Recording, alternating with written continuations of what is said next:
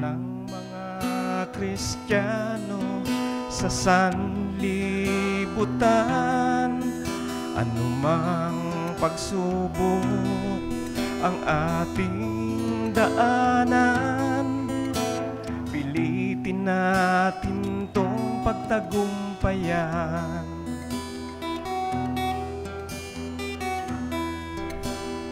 Huwag kang bibitaw, aking kaibigan, sa Panginoong Hesus nating kaligtasan, pagkat Siya ang tunay at tanging daan, ang katotohanan at buhay. Sa langit na bayan, doon tayo mag-awitan, magpupuri at sasamba sa Diyos na may lalang. Sa langit na bayan, doon tayo magmahalan, maghaharing kasama niya magpakailanman. Lahat ng nagtagumpay dito sa sanlibutan, makakasama ni Jesus sa harap ng luklukan, pagkat Siya lamang ang tanging daan, ang katotohanan at buhay. Sa langit na bayan, doon tayo mag-awitan, magpupuri at sasamba sa Diyos na may lalang. Sa langit na bayan, doon tayo magmahalan, maghaharing kasama niya magpakailanman, maghaharing kasama niya magpakailanman.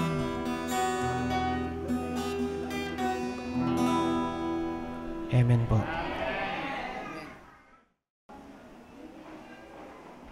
Salamat po dun sa awit. Si Brother Arman ay siya yung pinakaunang bunga ng aming programang Kapitulo Bersikulo. Siya yung unang-unang produkto. Hinanap pa yung bahay at doon namin tinuloy yung Bible study. Sinadya niya sa bahay. At kanyang mga kanta ay mga original na komposisyon niya. At wala lang kami dalang DVD, yung MTV na ginawa po namin mismo. Sabi ko ay sumama siya dahil may mga bago na naman siyang komposisyon na kailangan ay mai-record ulit natin. At mamaya din, yung mga singing group po dito, lahat ng malakas ang loob, pakantahin natin. Kahit di maganda ang boses, malakas lang ang loob, pwede. Thank you doon sa pagkakataon na ako natuloy din sa wakas. Napakaraming bis nag-schedule, di matuloy-tuloy. Kaya nung nakita ko yung bakanting date nito ay sinabi ko kay Brother Gerald. Dahil gusto ko talagang makarating dahil namimiss ko na sila Brother Abel, Sister Winnie, sila Brother Iman. At gusto ko talaga pong makarating dito sa church na nangalaga sa kanila. At ito rin yung church na naituro ko kay Sister Rosa. Ayan, siya ay regular nang umaattend. Parang hindi nyo na nga pinapansin. Ibig sabihin, talagang matagal na talagang itinuturing nyo ng taga rito. Opo. Natutuwa ako. Siya ay nagtuloy-tuloy. Marami din bisis na kami nag-attempt ng personal Bible study. Hindi rin natuloy, pero meron namang sumalo. Brother Gerald, thank you. At alam ko, mamaya yata ibabautismuhan na. Wow. Amen. Marami po tayong mga nagiging produkto ng ating programa. Hindi lamang yung iba nanonood, kundi nakokontak din. Ginagawa pong GPS yung aming program. Saan ba yung church dito? Tuturo namin. Gumawa nga kami ng Adventist churches in the Philippines. Si Brother Leo gumawa yon. Type mo lang yung mga address sa Facebook. Ayan, kaya ang dami rin nag-upload ng mga address, mga picture ng church, kaya nailatag natin. Namaya pala, i-correct natin yung address nito kasi doon kami tinuro, malayo eh. Sabi, yun na raw yung Masinop Church. Kaya pala nakalagay, near. Hindi pala yun eh. Malapit lang pala, hindi pala talaga eksakto. Kaya magandang ma-correct. No? Malaking tulong po yung ating internet, kaya madali nating nakikita yung ating mga local churches dito sa Kamaynilaan at ganoon din sa ibang mga probinsya. At thank you po doon sa nagbigay ng damit. Sister Mercy. Hindi talaga ako makahindi. Sabi niya, bibigyan kita ng damit para hindi ka talaga umatras. Hindi na talaga. Salamat din at nakikita ko napaka-active ng ating mga kapatid dito. Marami, daghang Bisaya din rin, no? Nagkalata.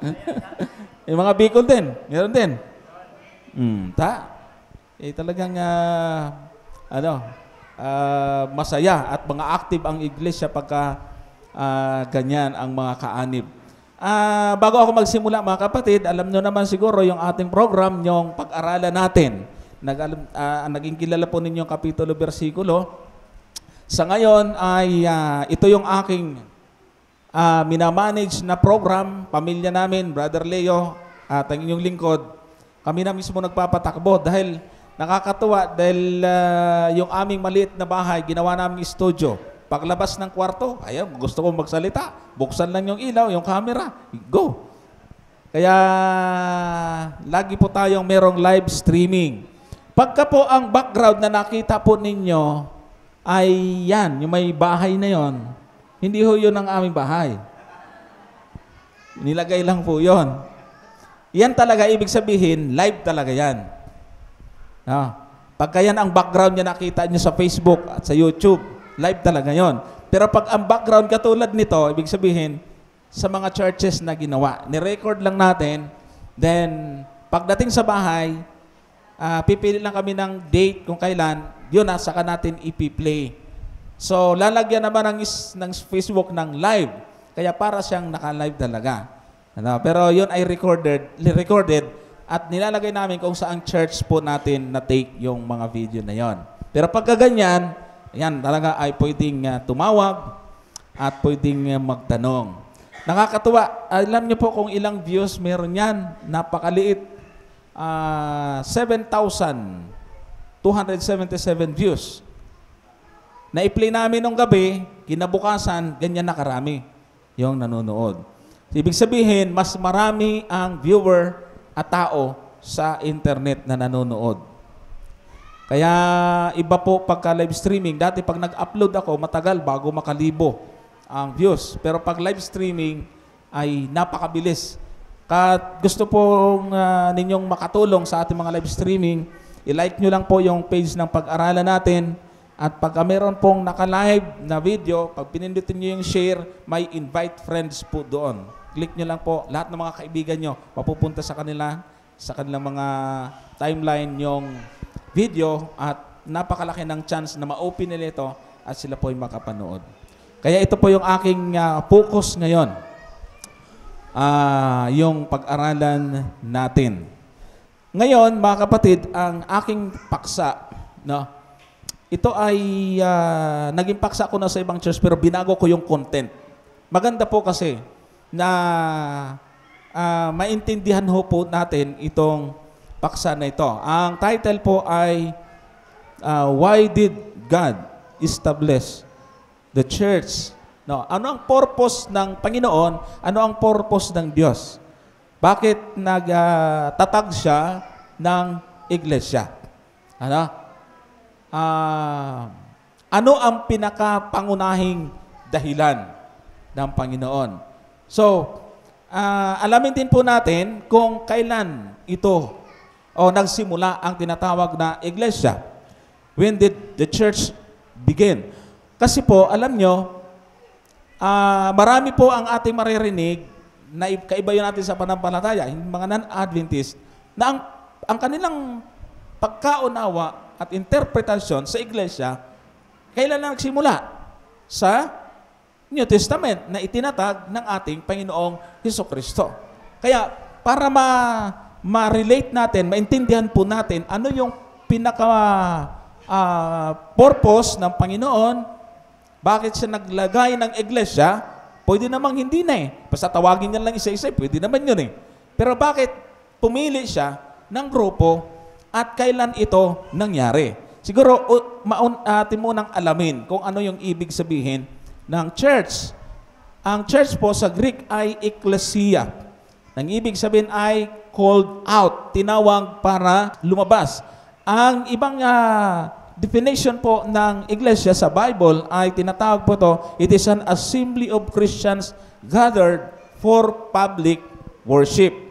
So, pag sinabing iglesia, pwede itong tinutukoy sa tao, sa grupo ng mga tao na nagtitipon para sumamba. At the same time, ay pwede rin itong tumukoy doon sa building na pinagtitipunan ng mga tao. Na yung mga taong yon ay tinawag para lumabas. So kung ang definition lamang palamang ng church ay tinawag para lumabas, makikita natin, hindi na nga ito sa New Testament nangyari. Dahil meron na pong nangyari na pagtawag ng Diyos sa kanyang bayan para lumabas. Yan. Ngayon, ano ang purpose ng Panginoon? Alam naman natin na sa panahon ng paglikha, ng creation, nilikha ng Diyos si Adan at si Eva, yung unang tao, tapos dumami. Naging makasalanan. Nilipol ng Diyos ang lupa dahil sa mga taong naging makasalanan. Pagkatapos mula kila Noe, nagsimula uling dumami yung tao. Sumama na naman. Hanggang sa pumili ang Diyos ng kanyang bayan. Yun yung ibig sabihin ng tinawag. Piniling bayan. Kaya ang definition ng maraming mga Bible dictionary ay called out or tinawag para lumabas. Dahil alam natin ang kasaysayan ng bayan ng Diyos sa Old Testament na naalipin. Naalipin sila, kaya ang mga Israelita, yung bayan ng Diyos, ay na mayroong mga kautusan na nakasulat sa kanilang puso, sa kanilang isip. Nung maalipin sila, ang lahat ng mga bagay na ito ay nakalimutan na nila. Alam niyo po ba kung hindi naalipin ang Israelita? Hindi kailangan magsulat ng Diyos ng kautusan sa bato. Kaya niya isinulat ito dahil nakalimutan na nila ito Nakalimutan na nila. Kaya alam natin ang istorya, ang pagtawag sa Israelita. Ngayon, meron magandang punto na atin pong madadaanan dito sa paksa na ito. Number 1 na purpose ng Panginoon kung bakit tinawag niya o tumawag siya o nagtatag siya ng iglesia, number 1 ay worship. Sa buhay ng isang tao, mga kapatid, mga kaibigan, ang worship ay pinakamahalaga sa kanyang buhay. Pag ito nawala, wala nang kwenta. Lalo na pagka ang worship ay pinapatungkol sa Diyos, ito ang napakahalaga. Iyan ang isa sa dahilan kung bakit ang Diyos ay tinawag niyang kanyang bayan sapagkat hindi na ito makapag-worship sa Kanya. Naisip na po ba ninyo o naitanong na ninyo mga kapatid? Bakit ba lumikha ang Diyos ng tao? Bakit? Di ba pwedeng puro hayop na lang? Masaya naman yung birong lagay ang Diyos ng mga hayop. Walang tao. Bakit ang tao ay isa sa espesyal na nilikha ng Diyos? Ha? Ano ang gusto ng Diyos na gagawin ng tao? Number 1, worship. Worship.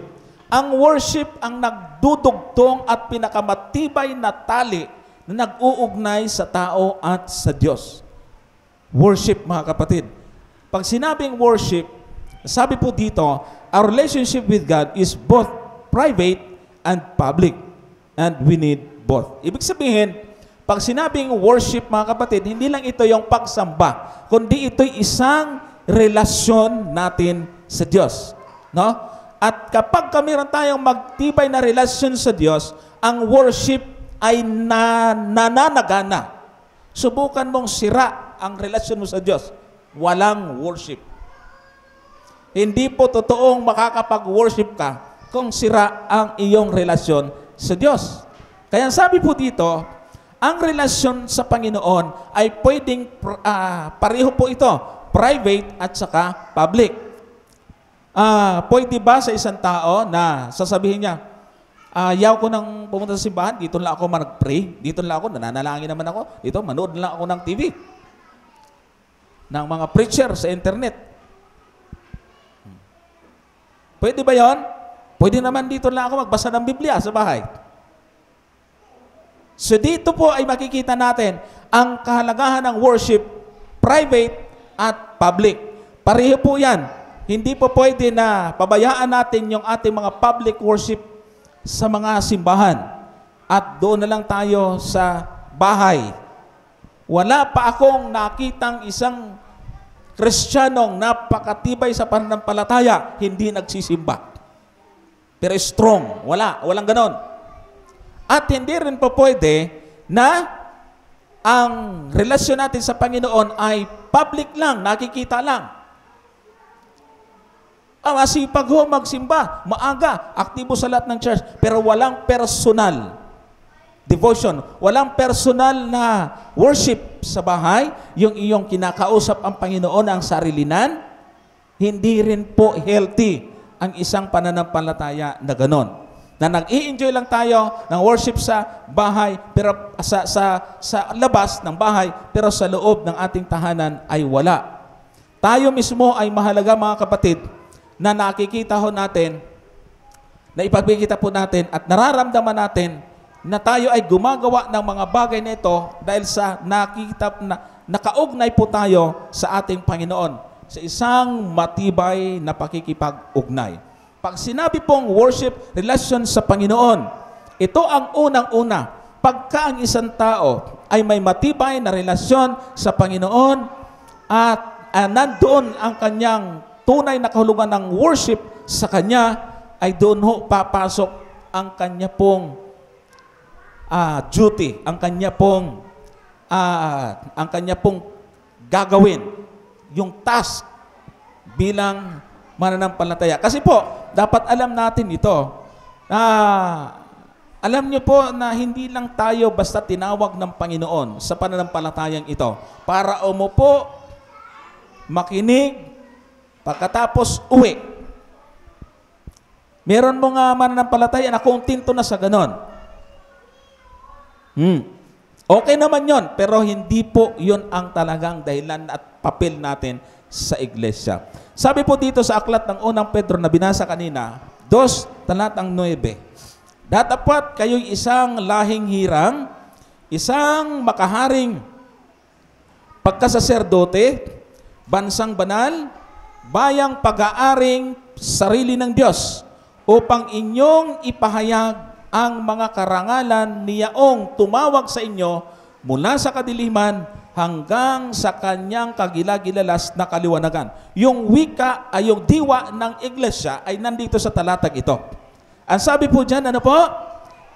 Kayo'y isang lahing hirang. Ano? Pinili isang makaharing pagkasasardote, bansang banal, bayang pag-aaring sarili ng Diyos. Ano daw ang ano daw po ang sabi? Upang inyong ipahayag ang mga karangalan niyaong tumawag sa inyo mula sa kadiliman. Ano po ang ibig sabihin yan? Pumili ang Diyos ng bayan, humirang po siya, at itong bayang ito ang maghahayag ng karangalan at mga dakilang bagay tungkol sa Diyos. Mahalaga po yan, mga kapatid. Ibig sabihin, yung buong, yung bayan pinili ng Diyos, yung Israel. Ano po? Ang Israel ay pinili, tinawag, hinirang ng Diyos na kanyang tanging bayan para itong bayan na ito ang magpahayag at magpakilala sa ibang mga bayan tungkol sa Diyos. Ang nakakalungkot ngayon, mga kapatid, napakarami nating mga nanonood at napakarami pong mga tao sa ating kapaligiran na ang Israel nang piliin ng Diyos at bigyan ito pagkatiwalaan ng mga aral, ang sabi nila, sila lang ang binigyan.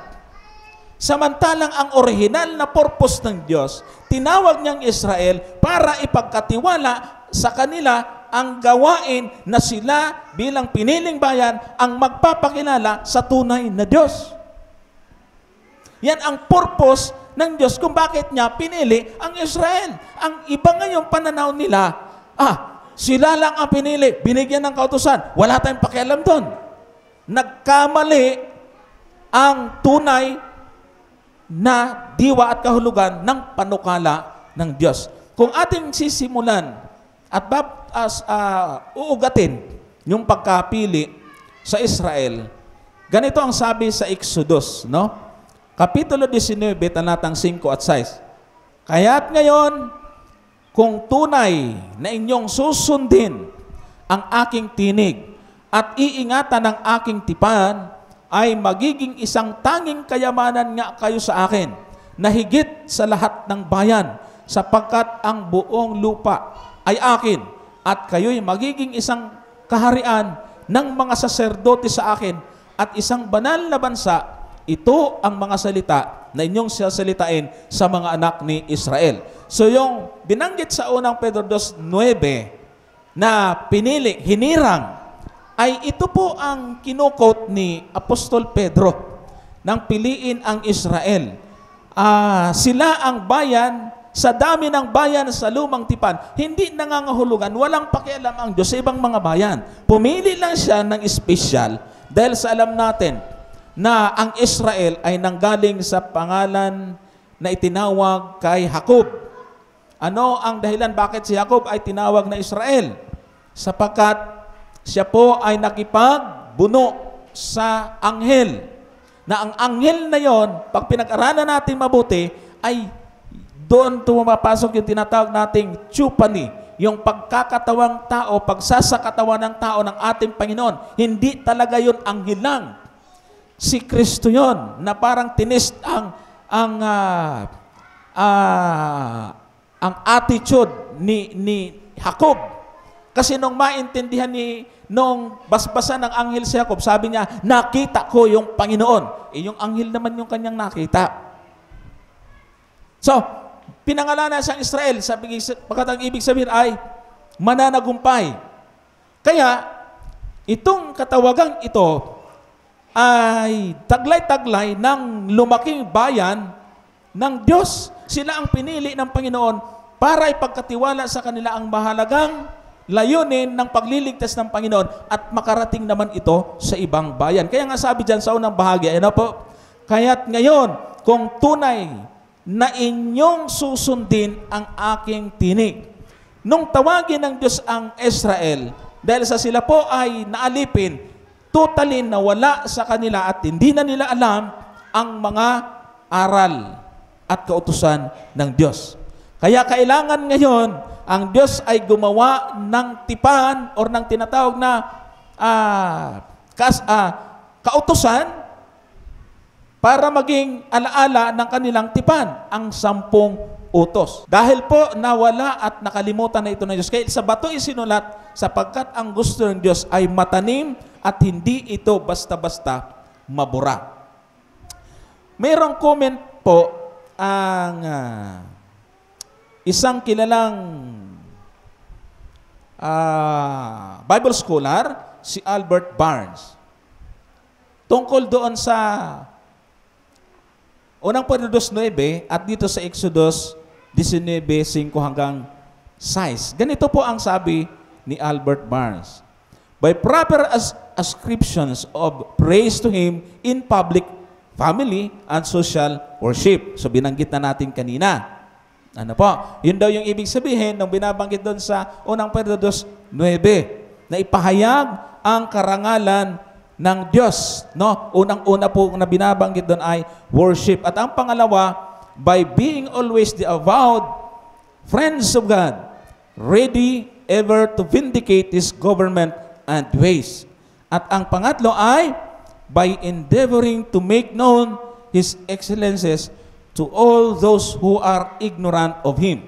So, kung titingnan po ninyo, ay tumatama yan doon sa ating binabanggit na ang purpose ng Panginoon kung bakit pinili niya ang Israel ay na po, para ito ang maging daluyan, channel, instrumento ng katotohanan. Para ang mensahe ng Diyos na ibinigay sa kanila ay dumaloy ito hanggang doon sa ibang mga bayan. Kaya lang, nung tawagin sila, sabi nga natin, kailangan nila ay dumaan sa isang proseso bago nila magawa ang magbahagi at magpakilala sa Diyos. Kailangan po meron silang discipline.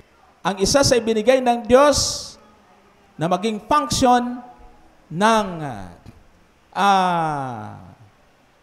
kanyang itinatag na iglesia ay una, worship, at ang pangalawa ay discipline.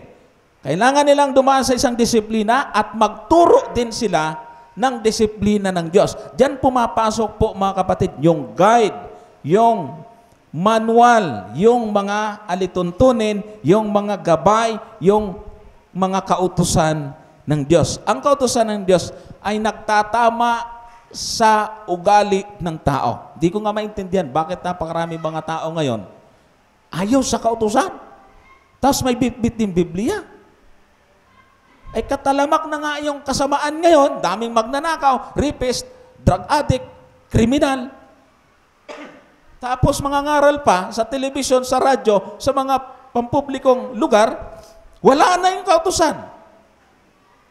Kaya sabi ko nga kung totoo talaga yan ito yung unang-una kong paghahabulin itong mga nagtuturo na ito Kung talagang wala ng kautusan, pwede nang pumatay.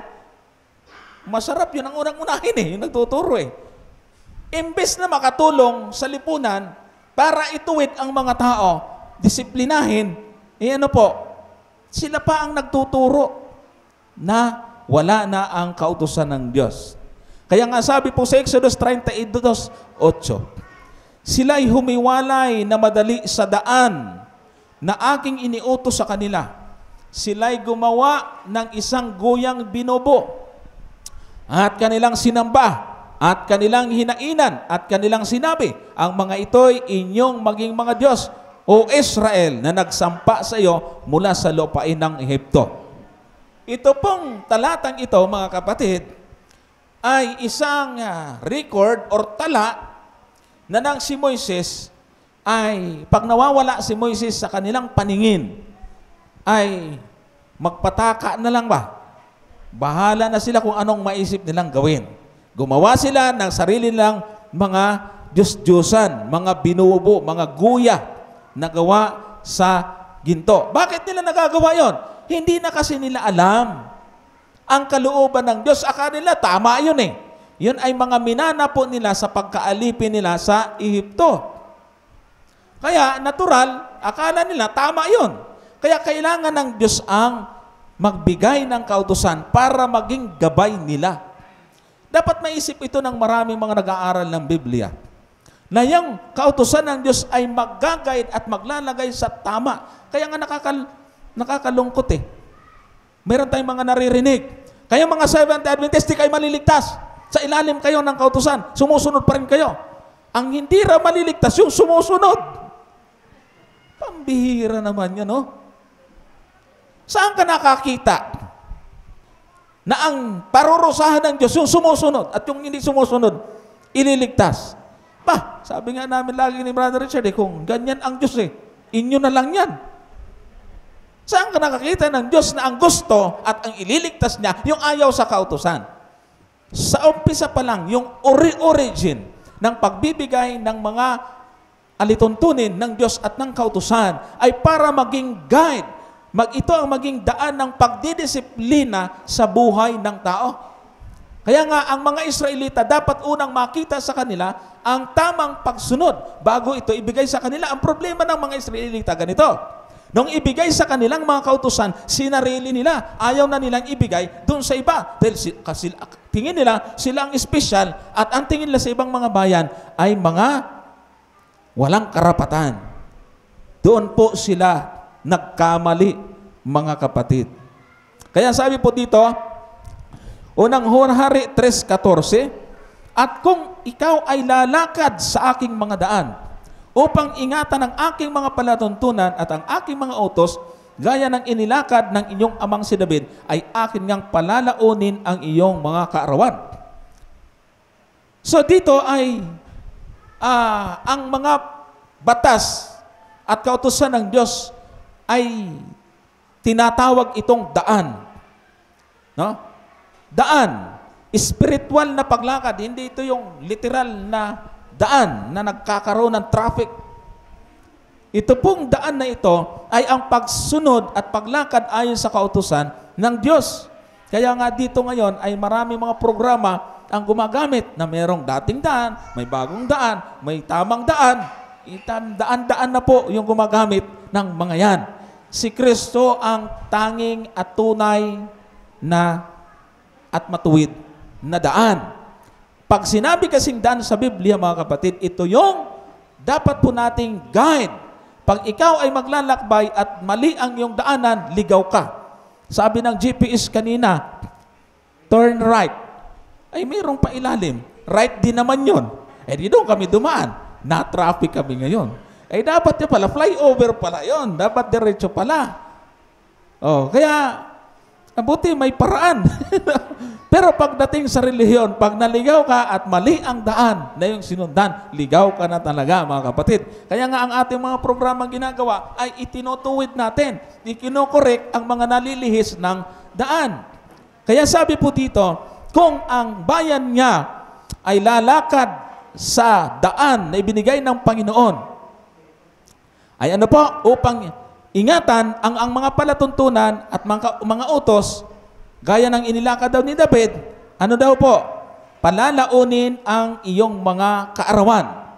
Ibig sabihin, doon sa mga kautusan na naging bahagi ng tipan, mga kapatid, ang tipan ay agreement, tipanan, usapan.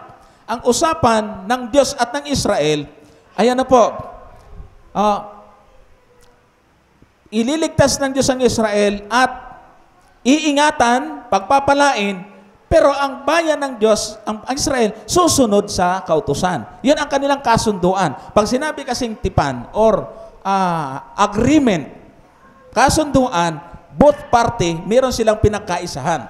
Ang tipanan ng Diyos at ng bayan niya ay, sabi dyan, pagpapalain, palalaunin ng Diyos ang buhay at mga kaarawan ng kanyang bayan. At ang bayan naman ay susunod. Ang problema, hindi sumunod ang Israelita, naging suwael. Kaya doon nasira ang tipanan ng Diyos. Ang 10 utos, hindi siya yung tipan mismo. Yun ang kasunduan na susundin ng Israel. Ang usapan nila, susundin ng Israel yung 10 utos at pagpapalain naman ng Diyos ang kanyang bayan. Yun ang tipanan nila. Pero marami ngayon, ang akala nila, yung tipan mismo, yung 10 utos. Kaya nung masira ang tipan, sinira ng tao ang tipan, wasak na ang 10 utos. Tignan nyo kung paano nalilihis ang maling kaisipan ng mga tao. Kaya ang sinasabi po dito ay kailangan ng pagtutuwid sa buhay ng tao, disiplina. Kahit nga sa ating kapanahunan, mga kapatid, ang church ay napakalaki ng nagagawa para ang ating mga maling sistema ng pamumuhay ay unti-unting nababago. Kaya nga, dapat alam natin, sabi dyan, why do you come to church? Bakit ka ba nandito, kapatid? Ano bang dahilan? Ba't nandito kayo?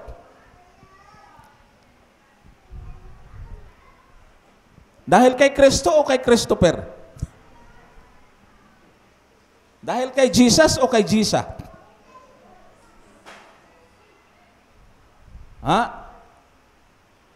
Sabi ng iba, ayoko dyan kasi baka umusok ako niya. Tingin sa sarili, talagang makasalanan niya siya. Ito po itinatawag po nating bahay-sambahan. We come to be uplifted. Para ma-uplift tayo. Nabibless pa kayo, mga kapatid, pag nasa church kayo? Yeah. Yun nga. Napakarami pong mga matututunan natin sa loob ng iglesia, mga kapatid. So, yan po. At ang pangalawa ay, ito yung worship, public sa loob ng iglesia. May awitan, tapos to develop good character. Hindi ko may problema ka sa iyong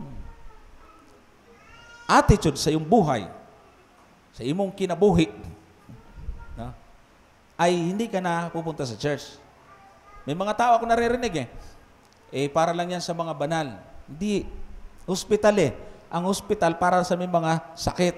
Ang church ay para sa mga taong kailangan ng pagkukorek ng Panginoon. Kaya nga, dapat hindi rin tayo nasasaktan kung parang ang tingin natin ay yung sermon na naririnig natin, ako yun na.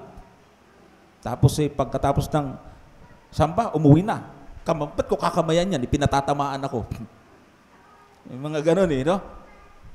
Na iko-correct, nadidevelop ang ating mga character. Ito yung napakagandang natututunan natin sa iglesia. To have a place for our kids.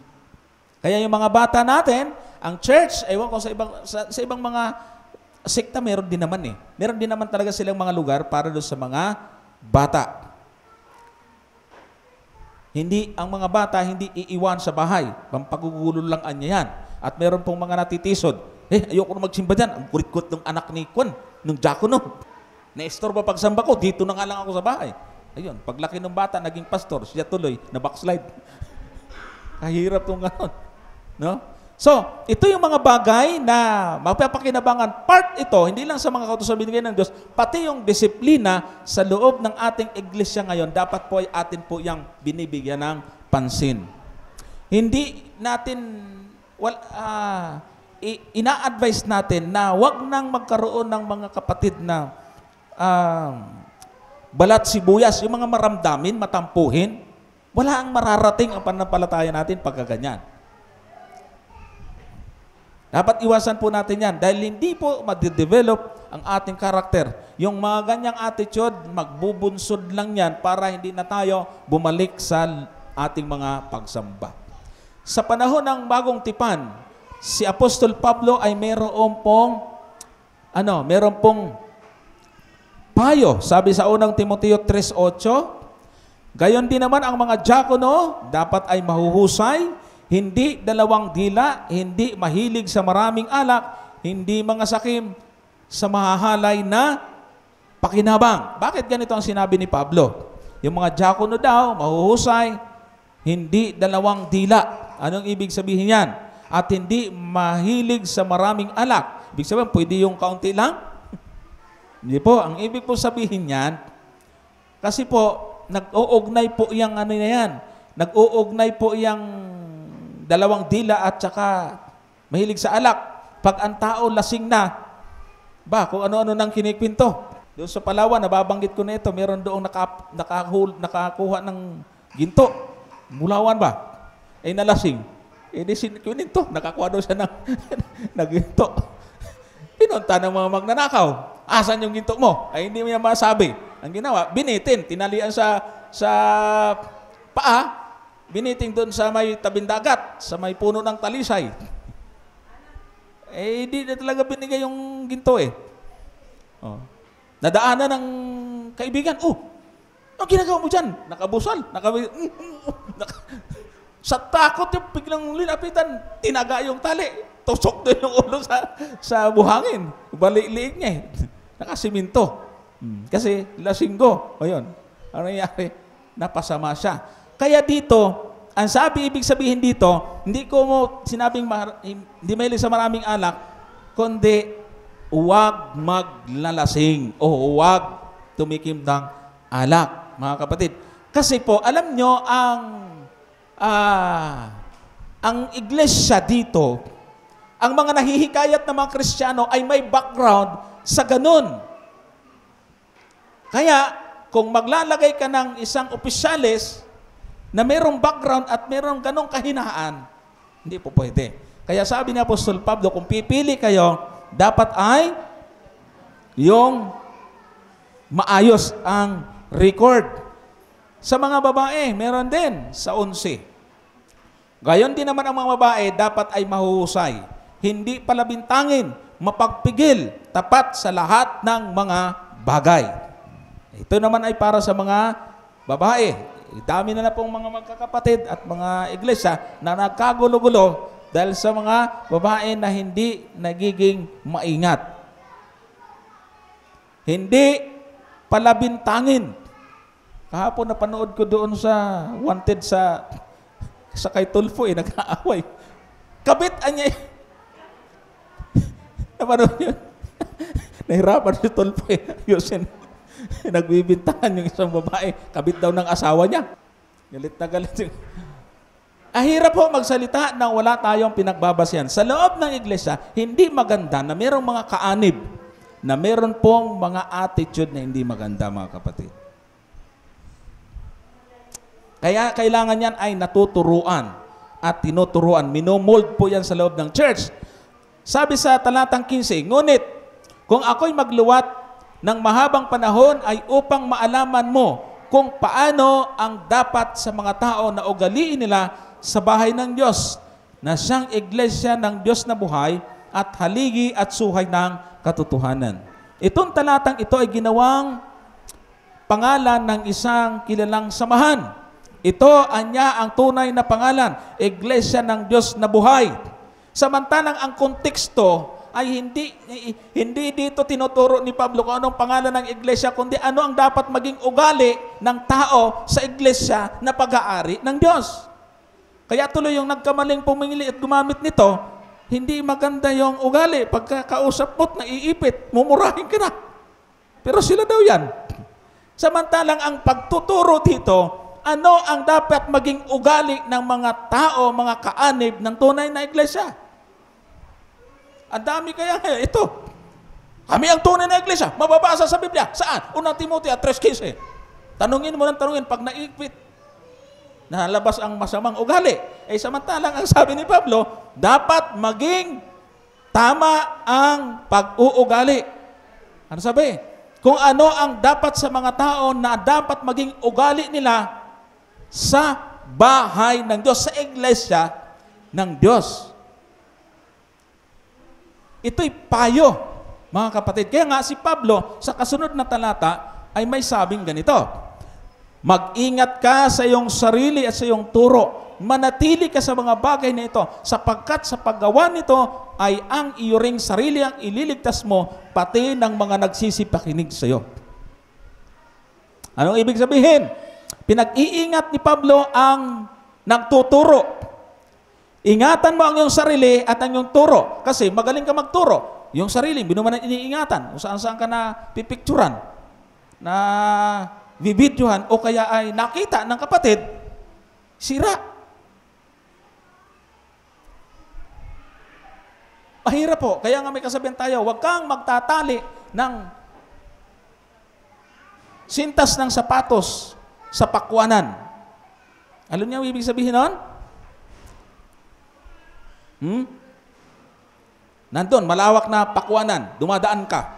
Tas yung sintas ng sapatos mo, nagtali ka. Pabintang, uy, kinukuha yung pakwan na. Akin na yung shotgun. Nakuha nyo? Wala nga tayong ginagawa, pero dapat tayong nag-iingat din. Abay, nagka-Bible study kami kay Jigo Montano. Birthday ni Jigo Montano. Kailan nyo? Jigo Loizaga Montano. Nabaptismoan yun eh. Kami nag-Bible study na Brother Jerry. Sa tuwa namin, kasi birthday, nagpa-picture kami. Ay, may coke pala dun sa gitna. Ay, umani kami ng tuliksa. Sabi nga nang mali nga naman tayo, dapat tinakpan natin yung coke. Hindi naman tayo uminom nun, pero mga bisita yun. Anong punto natin? Tayo pala sa ating buhay, mga kapatid, ay hindi natin iisipin, wala naman akong masamang ginagawa. Hindi yun eh. Kailangan iniingatan din natin. Oo nga, wala kang ginagawa. Pero ang tingin ng tao sa iyong minsan, pag hindi ka nagiging maingat, magiging masama na rin. Wala ka. Alam nga naman, paliwanagan mo yung pagkarami-raming tao. Kaya si Apostol Pablo, ang pag-iingat ng tao sa iglesia dapat ay naroon. Kahit na mga Israelita naging panatiko sa kanila na wala na sa kanila ang pag-ibig o diwa ng pag-ibig sa kapwa. Naging stricto sila sa pagsunod. Ang talatang ito ay nagsasabi na pwede kang magturo, pero kung hindi ka maingat sa iyong sarili, ay pwedeng ikaw ay hindi maligtas. Baka maligtas pa yung tinuturuan mo. Nakakita na kayo mga terminal ng mga jeep, FX, bus. Ano ang ginagawa ng mga barker?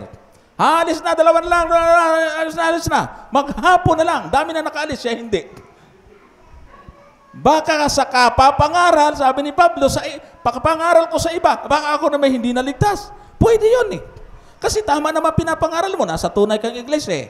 Pero kung hindi mo inangatan ang sarili mo, wala kang disiplina, pwede mong ikapahamak, buti pa yung naaralan mo na ligtas. Kaya nga sabi dyan, sapagkat pag ginawa mo ito, ay ang iyong sarilang ililigtas mo, pati ang nagsisi pakinig sa'yo. Pagka ikaw na may nangangaral, wala sa buhay mo, wala kang ingat, ay wala naman yan eh. Salita lang yan eh. Wala rin, imbis na may ligtas, hindi na rin lang. Kasi hindi na rin maniniwala. So ito yung purpose ng Panginoon. Ibig sabihin, tayo na naniniwala na tayo ang tunay na bayan ng Diyos, lahat ng mga bagay na ito dapat isinasaalang-alang natin, mga kapatid. Alam mo, tayong tao, napakadali nating makagawa ng kasalanan. Ako, hindi ko sinasabing ako'y perpekto. Ang dami ko rin kapintasan. Nakikipaghabulan kaya ako pagka naipit ako sa traffic. Git-gitin mo ako, ikakatin kita pag sabi ko, minsan sasabi ng asawa ko, mamaya, nanonood dyan eh. Marami na kaming mga experience eh. Mamimili ako sa palengke. Di ba ikaw yung nasa malaking ganun? Bibili ako doon sa hardware. Sabi nung, anong pangalan sa resibo, kuya? Johnson. Ikaw nga! Sabi niya. Johnson din yung nakikipanood ko eh. Sabi niya doon sa may-ari ng hardware, Ma'am, pastor po yan, nangangaral niya sa ay talaga? Anong channel? Ba, nilista rin ng inchik. Manonood din daw. Bibili ako ng saging sa palengke. Magkano po yun, Dong? 3. Ang mahal naman. Ang liit. Saging 3. Sabi nung bumibili. Di ba ikaw yung nasa TV? Hindi, sige. Bilhin ko na yung saging mo. Bihira. Dahil lang may napanood, parang napipilitan tayo magpakabait, pero pag hindi na rin. May kaibigan ito si Brother Taling. Cut na lang sa video. May kaibigan siya, kapitbahay namin. Abay, tuwing uuwi kami, nakaharang yung sasakyan. hirap na hirap akong pumasok sa parking. Pwede namang iusod. Bakit kailangan niyang ilapit? Tapos may mga dumi pa ng hayop doon. Kung ganito ang kabit, 4 na taon ng pinagtitiisan. Ay, tiis na lang kasi mamaya madaanan nila program sa TV. Ito yung masamang kapitbahay natin. Ay, di, tiis na lang. Hugas na lang ng gulong pagpasok, galing sa labas. Papasok kami. Nadadaanan yung dumi ng mga aso niya doon sa, ay pagdating, pasiritan mo na lang ng hose na tubig. Wala kang magagawa. Awayin mo, may nanonood eh. Nakakatulong din. Nakakatulong. Hinabol ko doon eh, biglang pagdating sa intersection ng ganyan eh, may stoplight naman, go ako, dire-diretso yung owner. Binangga yung gilid ng van, boom! Tapos diretso, habulin ko yan mga kapatid. Pag abutan ko, kinat ko ng ganyan. Bumaba yung driver. Ba't mo ako kinat? Sabi ko, ba't mo ako binangga tapos tumakbo ka? Bakit? Nasira ba? Sabi ko, nga naman, hindi ko tinignan. Pagtingin ko, wala naman palang sira. Ang bihira. Ugali natin mga kapatid, kailangan talagang disiplina eh. Kaya hindi ko mo nagsisirmon akong ganito, mabait. At wala akong, na ako. Hindi, una-una akong tinatamaan. Pero ang kagandahan, pagka guided tayo ng mga katotohanan ng Diyos, na itutuwid.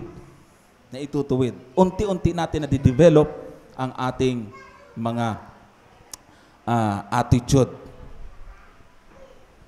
Huwag sana mga kapatid, na tayo din, kahit na hindi tayo nagsisermon sa loob ng iglesia, kasi po, kung hindi natin alam yung ating papel sa loob ng church, ay baka hindi rin natin magawa yung pinapagawa sa atin ng Panginoon. No? Kasi sabi nga natin marami po ang tingin na lang nila sa kanilang sarili ay inaralan mo para maging miyembro at yun na lang. Magbigay ng offering, pagkadating sa church, sasamba, pagkakanta, kanta din, pagka prayer, pikit din, pag amin, amin din, pag uwi, nauna pa, bilis. O yun na lang. Hindi po, meron po tayong function. Yung pong mga pagdalo, yung pong mga pag-invite, pag may mga gawain, mahalaga yan. Yung mag-share po tayo ng mga katotohanan. At yan ay magagawa natin kapag matibay ang ating relasyon sa Panginoon at nagbubunga ito o nagre-resulta ito ng tamang worship. At the same time, kung tayo po ay disiplinado sa pamagitan ng mga kautusan ng Diyos, ay ang tendency, hindi ka pwedeng manahimik. Pagka mayroong time na makausap mo ang isang tao, ay hindi pwedeng hindi mo masiran ng katotohanan. Kaya sabi rito, Jeremias 8:20, ang pag-aani ay nakaraan, ang tag-init ay lipas na, at tayo hindi ligtas. Huwag naman mangyari yan eh. No? Tapos na ang lahat. Ang tagal ng binigay ng Panginoon ng Diyos sa atin na panahon. Tapos masubukan, hindi tayo ligtas. Pagka tayo talaga hindi na ligtas, napakalaking kasalanan natin yan. Wala na tayong ibang pwedeng sisihin.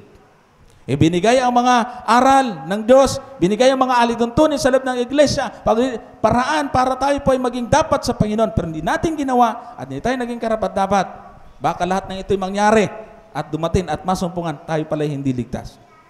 Ang salitang ito ay naka-address sa bayan ng Diyos sapagkat sa panahon ni Jeremias, ang sabi sa 21, dahil sa sugat ng anak na babae ng aking bayan ay nasasakitan ako.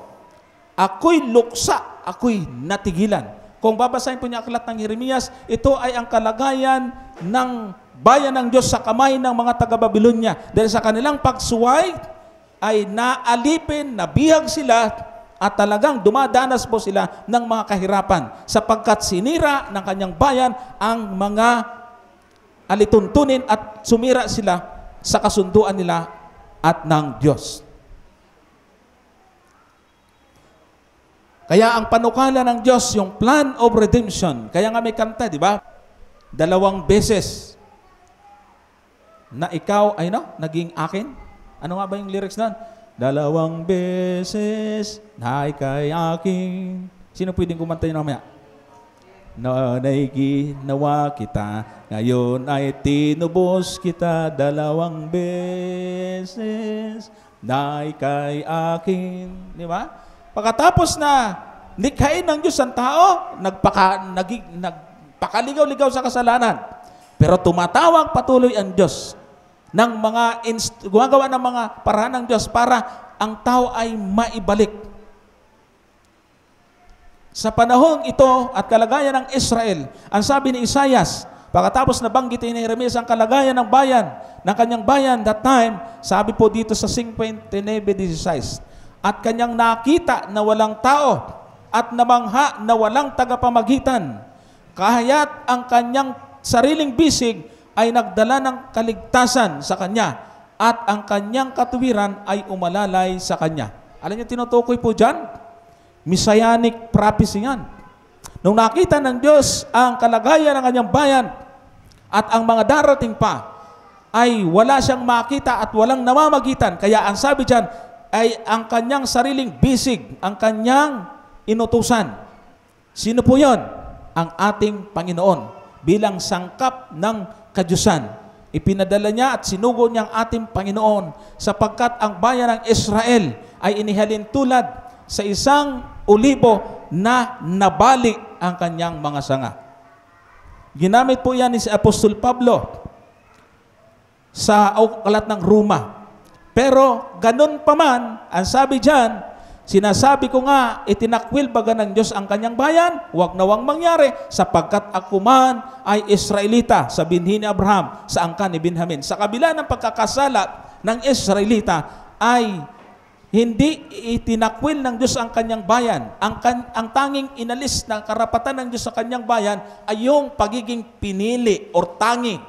No? Pagiging espesyal. Yun ang inalis. Pero hindi niya itinakwil totally na wala na itong karapatan sa kaligtasan. Kaya nga, nung dumating ang ating Panginoon, ay hindi ho siya nagtayo ng sarili niyang iglesia.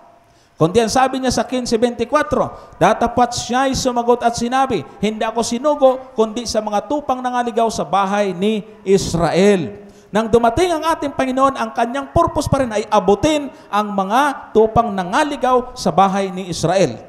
Hindi ho siya nagtayo ng panibagong iglesia, hindi siya naglagay uli ng mga panibagong kautusan katulad ng iniisip ng iba. Dami naglipa na sa Facebook, nakikita mo, Brother Gerald. Sabi doon, bawal pala sa Adventist ang baboy, lumang tugtugin. Meron ba niyang utos si Kristo, ipanginin mo ang Sabat? Tayo naman naisip, paano kaya ito? Ang hirap nung Hindi po. Sila ang nagsasabi na wala na itong mga ito, silang magpakita ng talata kasi nauutos yan Nagpapatuloy yan. Sabi nila, wala na.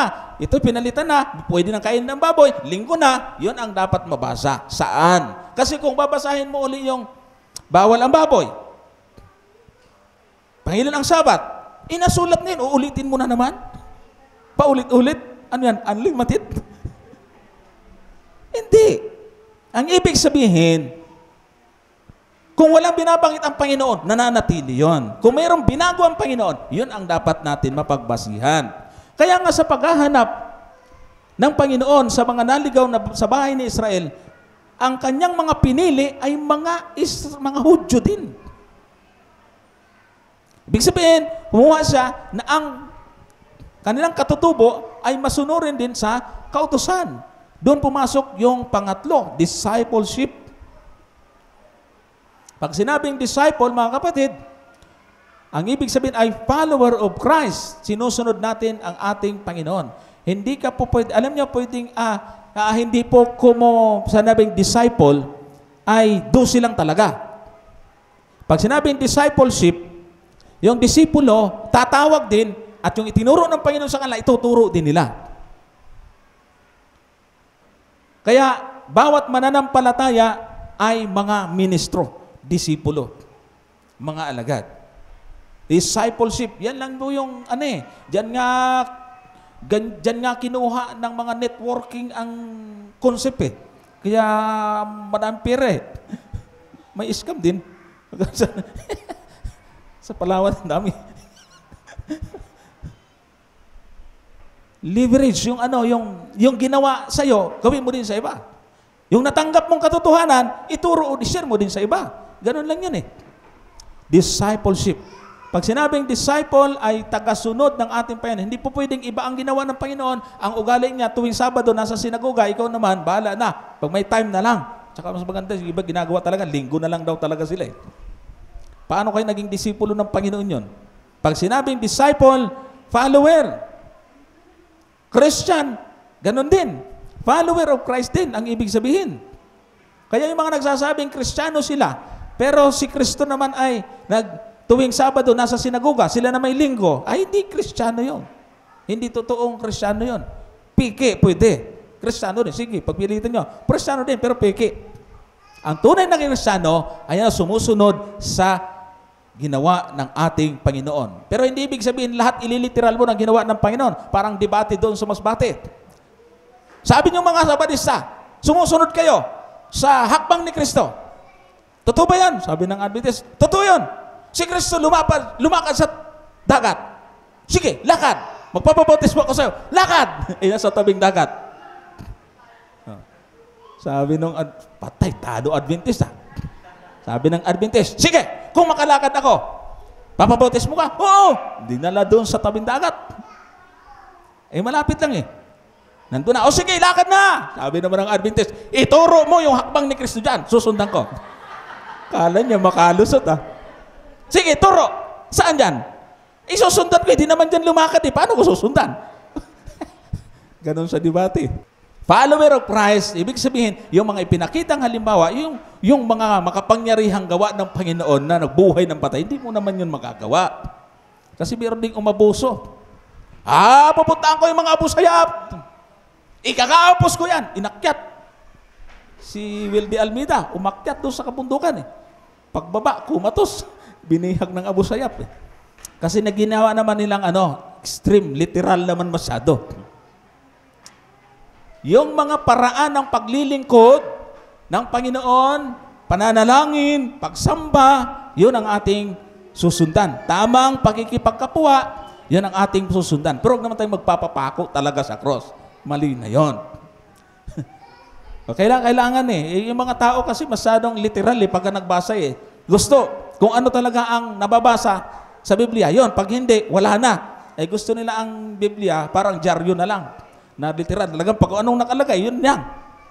Hindi nagagamitan ng unawa. No? So, discipleship.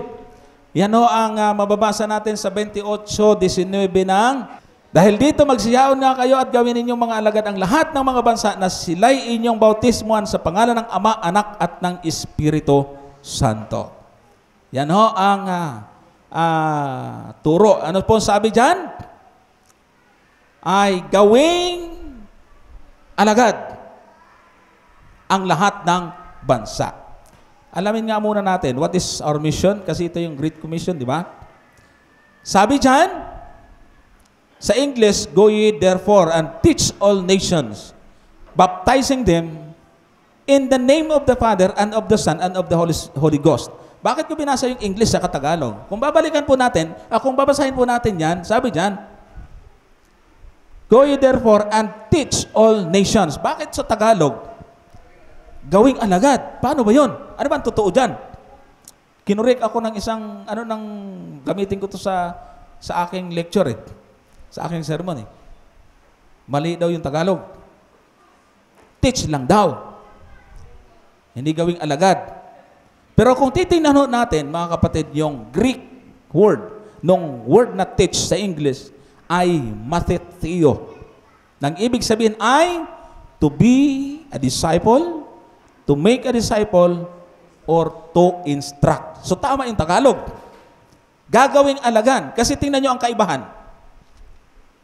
Tingnan mo ang kaibahan. Pag nag-Bible study kayo, sa ating mga nagba-Bible study, sino yung nagba-Bible study dito? Parang isa lang yata. Asan yung ito. Nagba-Bible study ka rin po,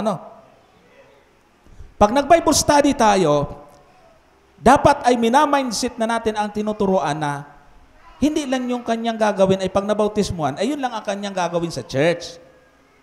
Kumbaga naintindihan na siya na siya rin pagkatapos niyang maging mananampalataya ay meron din siyang duty. Pagka ang isang tao ay merong ganong kaisipan, hindi yan pabibi sa church.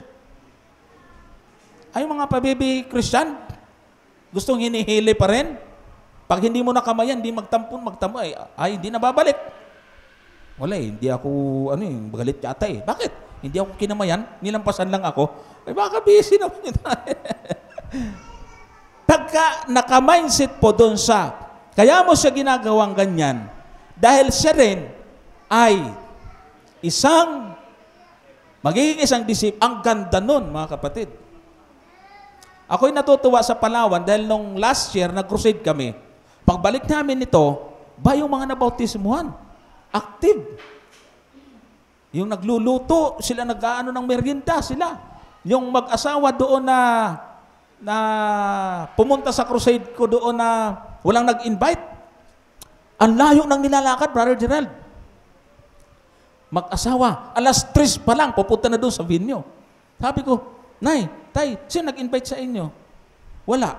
Paano ka nakarating dito? Nakita ko na lang doon sa church ng Adventist, may nakakot ng upuan Tinanong ko, saan kayo pupunta? Doon sa may Riverside. May pangangaral kami doon. Pumunta silang mag-asawa, wala nag-invite. Nabautismuhan yun, mga kapatid. Ang ganda na ng kanilang patutuo. Yung mag-asawang matanda, alas 3 pa lang. Sabi nung lalaki, kasi yung babae, born again. Hindi niya madala-dala yung lalaki sa born again. Sabi ng lalaki, hintayin mo na lang. Hintayin ko na ang Panginoon mismo ang tumawag sa akin.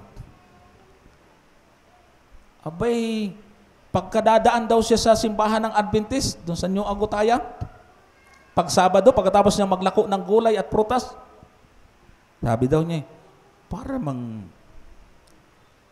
minamagnet ako sa church. Ay, simbahan yan, may puno dito. Doon siya, nakikinig ng mga awitan, ng sermon.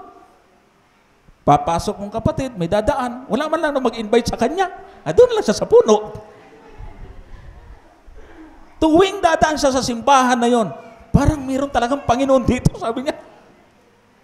Kaya nung naghakot ng upuan, papunta sa crusade, tinanong niya, ano bang mayroon? Pinuntahan. Kaya nung mag-a-appeal na ng baptism, sabi nung babae, sabi na Diyos sa asawa niyang babae, ito na yung sinasabi kong tinatawag ako ng Panginoon. Pareho silang nabautismuhan. Nung pumunta kami ngayon, bumalik kami ngayon, ayan, si Brother Leo, kasama ko yan Naku, pupunta pa doon sa bukid nila, magkuha lang ng durian, at dadalhin papunta doon sa bahay. Pag nabalitaan, nandun kami, lagi may dalang durian.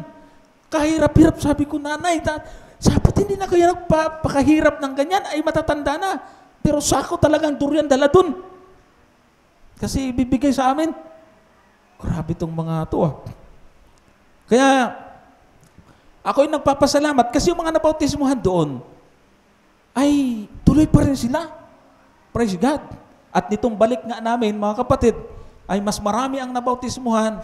At sana sa susunod na taon na pagbalik namin, ay nandun uli.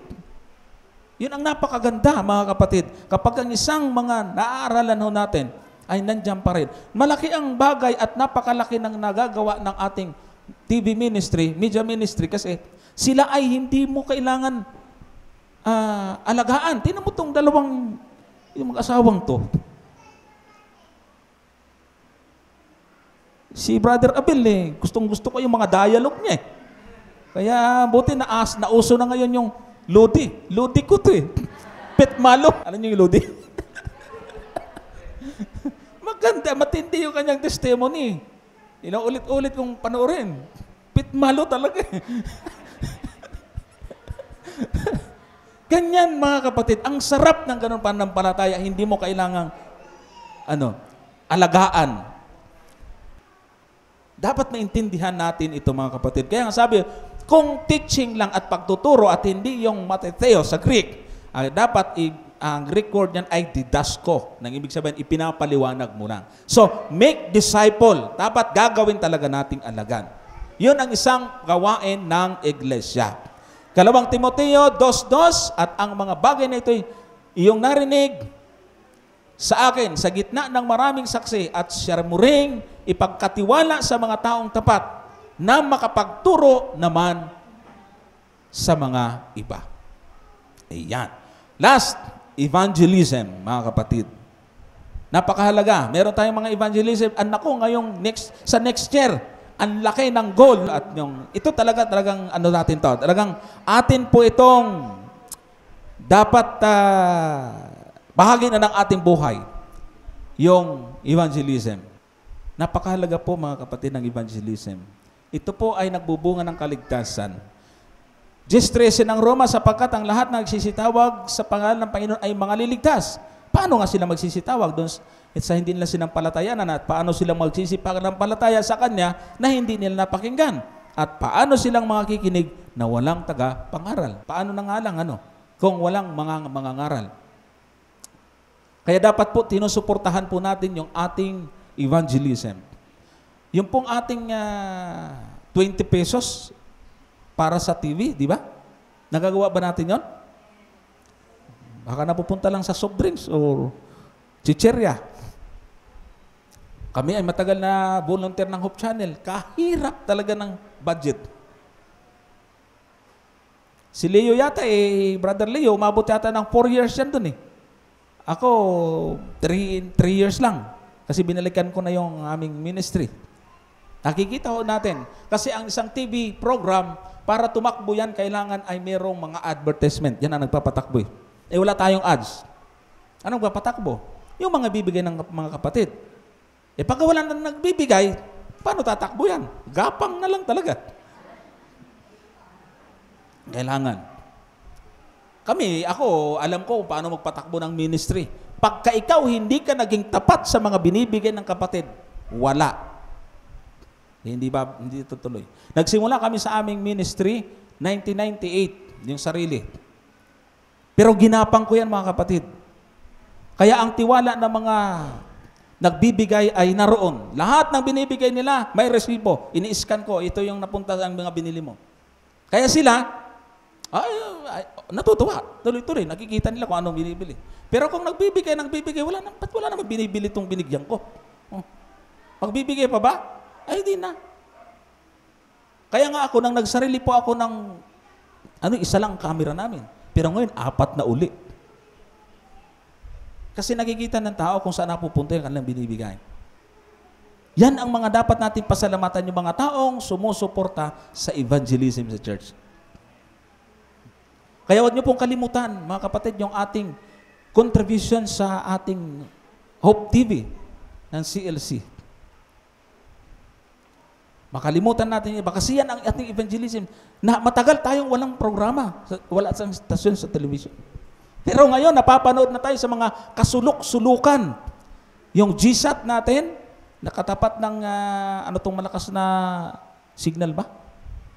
Signal? Ang GSAT natin, ang lilinaw sa mga liblib na mga lugar. Basta may GSAT, andoon yung Hope Channel. At meron kaming bagong program ni Brother Richard, Katotohanan.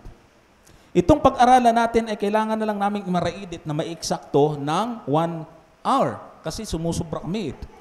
Actually, ready na to. Pwede namin kailangan lang namin i-eksaktuhin, i-re-edit. So, yan po ang takbo ng ating evangelism, mga kapatid. Kaya alam ko itong isang naging bunga ng ating minister, si Brother Albert, ay nanggaling na rito.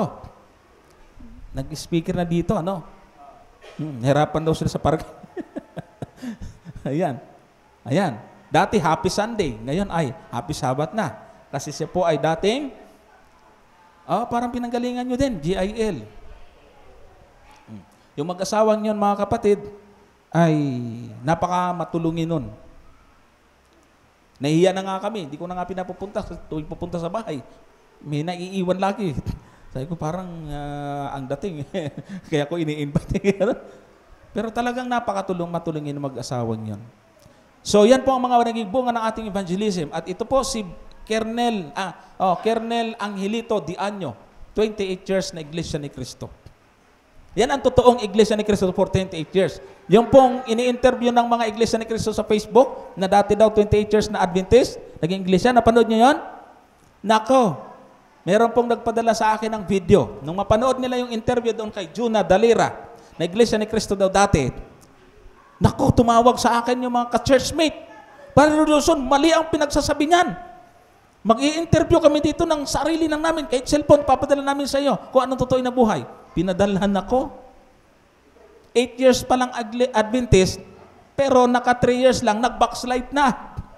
So yung natira po niyang sa 8 years, 5 years, backslide siya. Saka nadampot ng iglesia ni Kristo. Yung pala yung buhay. Pero ang testimony niya, 28 years siya, nag-aral pa ng pagkapastor. Mali. Kaya lang matagalan akong i-upload kasi Bisaya. Lalagyan ko ng subtitle.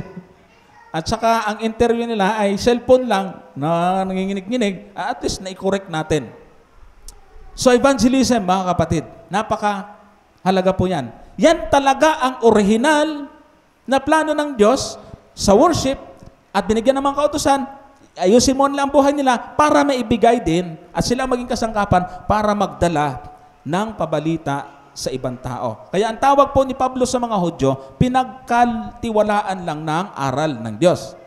O tris ono, ano nga ang kahigitan ng mga Hudyo o ano ang papapakinabang sa pagtutuli? Talatang 2, marami sa anumang paraan ang una sa lahat ay ipinagkatiwala sa kanila ang mga aral ng Diyos. So pinagkatiwala, pinagkatiwalaan lang tayo para dalhin po ito sa iba.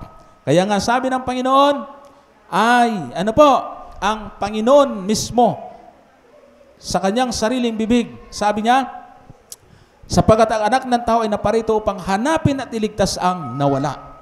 Kaya kung titingnan po natin mga kapatid, mula sa simula, ang Diyos nilikha niya yung tao para maglingkod sa Kanya, pakatiwalaan ng mga bagay dito sa lupa, pero humiwalay sa kalooban ng Diyos. Kahit na lumabag sila, pinapadala ng mga propeta at talagang ginagawa ang paraan ng Diyos para maibalik. Hindi talaga. Kaya nawala sa kanila ang pagiging espesyal na bayan ng Diyos, ibinigay sa mga hintil ang pagkakataon. Pero pagdating ng Panginoon dito, ay hinanap niya ang mga alagad na mga Israelita, mga Hudyo din, para mga siwa, para ipalaganap ang pabalita. Na po, ihasik ang katotohanan para maibalik ang tao sa Kanya. Doon pumasok yung tinatawag po nating discipleship dito sa last part.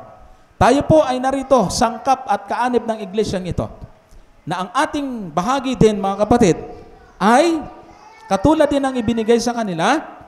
Dapat tayo ngayon, ayan na po, matatag ang ating relasyon sa Panginoon. Sabi nga doon sa ating binasa kanina, public at private, yung ating worship ay dapat tuloy-tuloy. Pagkatapos, ayan na po, dapat tayo may mga disiplina sa loob ng iglesia. At tayo ngayon ay kasangkot at kabahagi sa pagdadala ng mabuting balita sa mga tao. Harinawa na itong mga mensaheng ito ay naintindihan natin bilang bahagi ng iglesyang nalabi. Naintindihan natin yung original at tunay na plano ng Panginoon sa kanyang pagtatatag ng ikanyang iglesia. The church in God's plan.